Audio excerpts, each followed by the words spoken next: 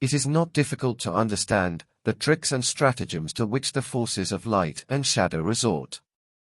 The emotional body with which the being is clothed is the most fragile flank. One perceives the power of losses, gains, and rewards that are cast upon this body. The rare or the mad, immersed in wisdom, rebuke the condemnations and decorations that weaken them, and simply distance themselves from the moments when the power of the shadow manifests. It is very visible how common it is to attribute a romantic character to the shadow and its role. The rare and the mad recognize its existence and its role, but do not romanticize it. Instead, they place the shadow and everything that accompanies it in its proper place. The moment that gives significant visibility and recognition to the shadow, as a companion of manifestation, is the moment of pride and repentance. The being looks at the actions that bring pride and repentance, which are justified only by the ignorance of the being.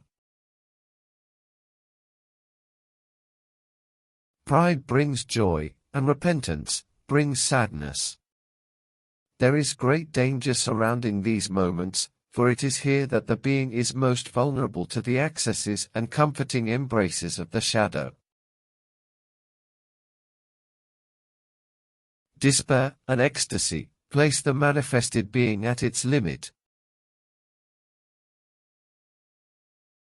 The being is offered the opportunity to recognize a balance and a pendulum that modulate its movements in manifestation. One succumbs to the movements, who is devoid of the strength that centers them.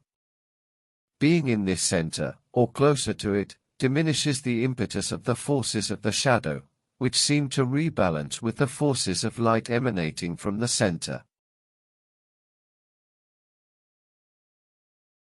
To the manifested being it seems there are no results, and only a misunderstood displacement.